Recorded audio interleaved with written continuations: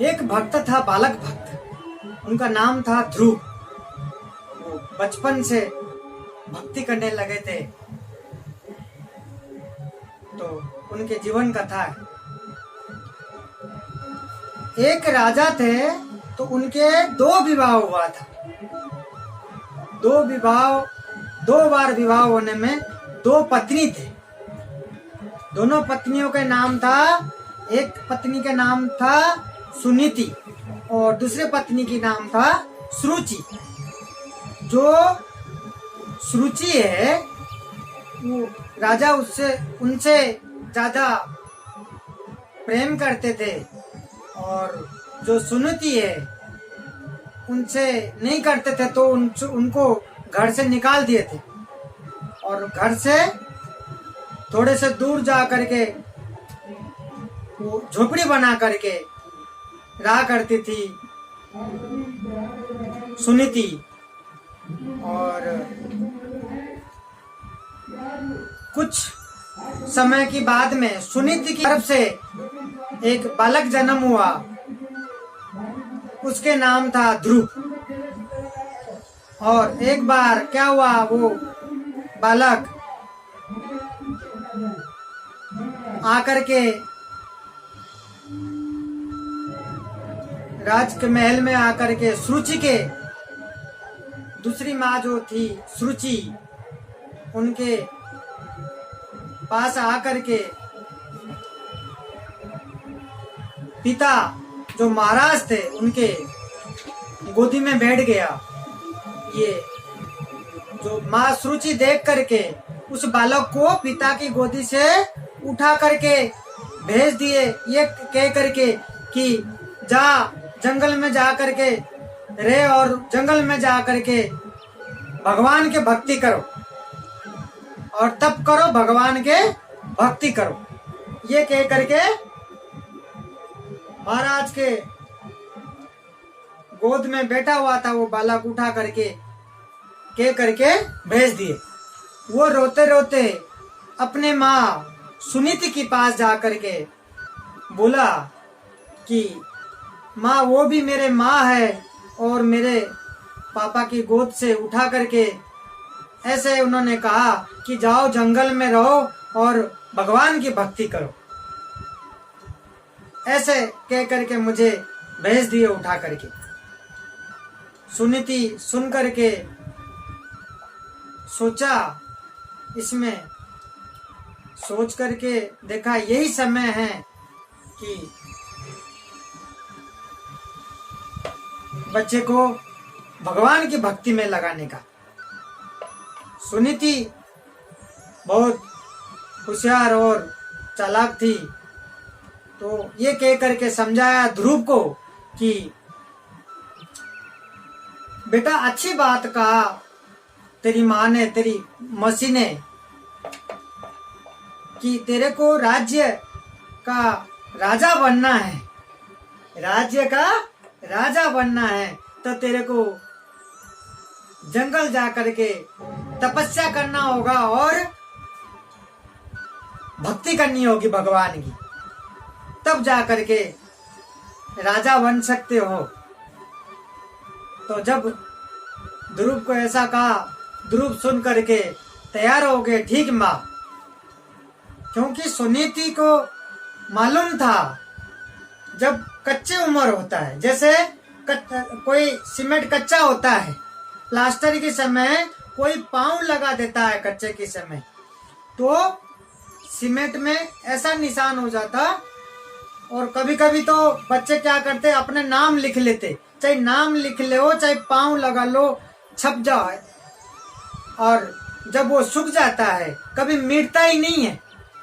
कच्चे समय में जो कर देते हैं वो कभी नहीं मिटता। उसी तरीका से जो बच्चे की उम्र होता है, कच्चा उम्र होता है, उसमें जो हम सिखा देते हैं, जो सिखाते हैं, जिसमें लग जाते हैं वो पक्का हो जाते हैं फिर। तो ये विचार करके माँ ने अपने बेटे ध्रुव को जंगल की तरफ भेज देते हैं, तप करने के लिए, तपस्या करने के लिए भेज देते हैं कि भक्ति करो भगवान के और तपस्या करो। तो वो जो बालक उस समय जो उम्र था वो 5 साल की उम्र था उस बालक का। और वो बालक क्या करता है, वो बालक जंगली की तरफ निकल पड़ता है। निकल पड़ता है जंगली की तरफ चलते समय रास्ता में नारद जी मिलते हैं। नारद जी मिल करके पूछते हैं, बेटा आप कहाँ जा रहे हैं? तो ध्रुव जो है वो जवाब देता है, हे प्रभु मैं जंगल में जा रहा हूँ, तप करूंगा, तपस्या करूंगा, भगवान की भक्ति करूंगा। तो नारद जी हैरान होते, ये छोटा सा बालक देख करके 5 साल की उम्र है। तो नारद जी पूछते हैं कि आप इस उम्र में जंगल में जा रहे हैं, किसके भक्ति करेंगे? आपको मालूम है भगवान कौन है? मालूम है आपको? पता है कि जंगल में जानवर भी होते हैं और जंगल बहुत भयानक होती है। आप इतनी सी उम्र में कैसे वहां रहेंगे? कैसे तप करेंगे? कैसे तपस्या करेंगे? कैसे भक्ति करेंगे? तो वो बालक जो ध्रुव है जवाब ऐसा सुंदर जवाब देता है कि हे प्रभु कि मुझे इतना सा मालूम है कि मैं जो करने जा रहा हूँ मुझे विश्वास है, मैं भक्ति करने जा रहा हूँ, मुझे विश्वास है मुझे जरूर भगवान मिलेंगे, जरूर भगवान की भक्ति मिलेगा, मुझे विश्वास है।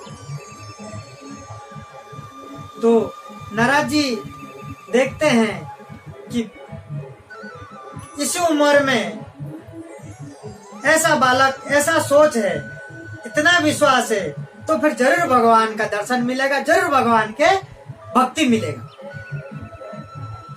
तो फिर ध्रुव क्या कहते हैं आगे? ध्रुव बोलते हैं कि जब नारद जी उनको कह करके इस तरीके से डराते हैं कि जंगल में जानवर है, अंधेरा है, घोर अंधेरा के अंदर खूब सारे पशुएं होते हैं, वो इसी तरीका से प्रहार करते हैं। उस सवाल में ध्रुव जवाब देते हैं कि इतना सा मुझे मालूम है, इतना सा मुझे मालूम है कि जो 2 चीज है, एक मृत्यु और एक है भगवान की कृपा। चाहे जंगल हो, चाहे उच्च शिखर पर्वत हो, किसी भी जगह पहुंच सकता है। इतना मुझे मैं सीख लिया, इतना मुझे मालूम है कि जो भगवान की कृपा है और मृत्यु है, ये दोनों चीजें कहीं भी पहुंच सकती है। तो फिर डरने की मुझे कोई बात नहीं है, कोई चीज नहीं है डरने की। तो नारद जी सुन करके एकदम आनंद हो जाते हैं, बालक के ऊपर गदगद हो उठते हैं। तो फिर नारद खुश हो करके कहते हैं, हे ध्रुव आपको भक्ति करना है, तप करना है, तपस्या करना है, तो आप वृंदावन की तरफ जाइए, वृंदावन जाइए। और वृंदावन के अंदर मधुवन है, मधुवन में बैठ करके आप भगवान के नाम जप करें। और मैं कुछ मंत्र देता हूँ, इसी मंत्र को भगवान के नाम ले करके आप जपना, तो जरूर आपके भगवान की भक्ति प्राप्त होगी और भगवान जरूर आपको मिलेंगे। ये नारद जी कहते हैं ध्रुव को। और वो ध्रुव सुन करके वृंदावन की तरफ चल पड़ता है और वृंदावन में जा करके मधुवन के अंदर बैठ करके तपस्या चालू करता है ध्रुव। अब जब तपस्या करते करते महीनों, 2 महीना, 3 महीना निकल जाता है और कुछ खाता ही नहीं है। और जंगल के अंदर जो बेर होता है, बेर और पानी और वायु, ये सब चीजें, इतना सा चीजें ग्रहण करके दिन काटता था और सिर्फ निष्ठा, एकदम भाव, प्रेम भाव से भगवान के नाम और भगवान की भक्ति करने लगा, जा करके बैठ करके।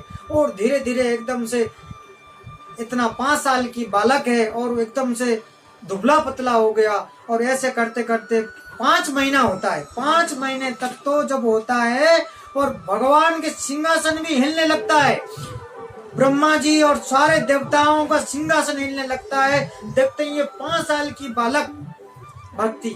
और कहते हैं इस उम्र में, बच्चे की उम्र में जब कोई भक्ति भाव में आता है, भक्ति करने लगता है, तो ये मान लीजिए कि पिछला जन्म में कहीं ना कहीं ये भक्ति भजन से ही छोड़ा हुआ होता है उसी से ही छोड़ता हुआ अधूरा से होता है, जब आकर के इसी जन्म में वहीं से चालू होता है। तो ये एक प्रसन्नता का विषय है। तो इसमें कोई बहुत अच्छी बात होती है। कोई बच्चा छोटे उम्र में भजन कीर्तन और भगवान की भक्ति करता है, बहुत खुशी की बात है, प्रसन्नता की होने की बात है ये चीजें। तो 5 महीना जब होता है भगवान की कुर्सी हिलने लगता है। सारे देवता क्या करते हैं, भगवान के पास जाकर के पहुंचते, कृष्ण भगवान के जाकर के पास पहुंचते हैं, कहते हैं ये जो बालक है जाकर के आप दर्शन दीजिए, इसके उद्धार करें, नहीं तो हमारी प्राण चला जाएगा, प्रभु हमारी प्राण निकल जाएगा। जाकर के इस बालक की आपको दर्शन देना चाहिए और इस बालक के भक्ति भाव देखिए आप जाकर के। सारे देवताओं को मिल करके जब भगवान को कहते हैं तो भगवान खुद आते हैं, प्रकट होते हैं, दर्शन देते हैं, ध्रुव के सामने आते हैं और ध्रुव के सामने आकर के जब आवाज लगाते हैं और जब वो बालक ध्रुव भगवान के चतुर्भुज रूप के दर्शन करता है, देख करके दर्शन करके इतना आनंद होता है, इतना आनंद होता है हृदय से, इतना खुशी होता है उसको, इतना आनंद मिलता है, गदगद हो जाता है वो देख करके चरणों में गिर पड़ा, दर्शन किया भगवान के। तो ऐसा दर्शन किया, भगवान ने पूछा कि आपके ये भक्ति भाव और आपके ये सेवा से, आपके जो मन भाव के भाव से मैं प्रसन्न हूँ। आप क्या मांगता है मेरे से, हे भक्त, मैं देना चाहता हूँ, मांग मेरे से, मैं इतना खुश हूँ, जो मांगोगे वो मैं दूंगा। तो जो बालक है ध्रुव है वो सोचता है कि मेरी माँ अलग है, तो मैं ये तो सोच करके आया था कि मैं राज्य मांगूंगा, इसी तरीका से राजा की महल मांगूंगा, लेकिन एक राज्य और एक राजा की जो महल में रहने का एक छोटी सी होगा, और भगवान इतने बड़े भगवान है संसार के, ये संसार इनके है, तो उनके सामने एक राज्य मांगना बहुत छोटा सा होगा। वो बालक ध्रुव ऐसा सोचता है, तो क्या मांगू, ये मांगता है कि हे प्रभु आपको देना है तो आपके भक्ति दे दीजिए, आपके भक्ति भाव, आपके थोड़ा भक्ति दे दीजिए मुझे, मैं आपके भक्ति कर सकूं, निष्काम भक्ति करना चाहता हूं आपकी।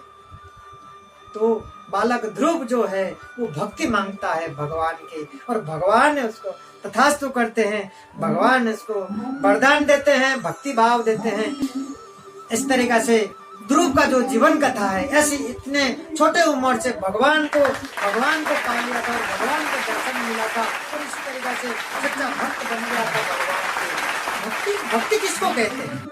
भक्ति वो नहीं है जो हमने पूजा पाठ कर लिया, अगरबत्ती कर लिया, आरती कर लिया, भगवान के मंदिर में जा करके आगे शनि मंदिर में जाकर तेल चढ़ाए और वहां जाकर के किसी भी मंदिर में जाकर दर्शन करके आगे, वो भक्ति नहीं है, वो सिर्फ पूजा होता है कि आपने पूजा किया, भक्ति नहीं है। भक्ति किसको कहते हैं? भक्ति तो वो होता है जो तन मन और जीवन दान कर देते हैं।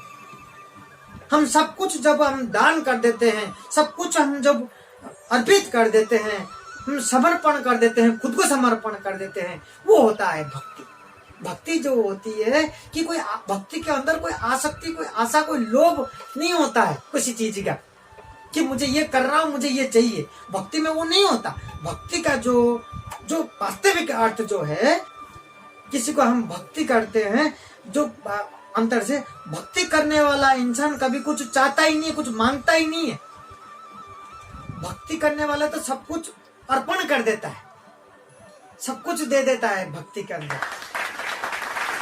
वो होता है सच्चा भक्ति, इसको कहते हैं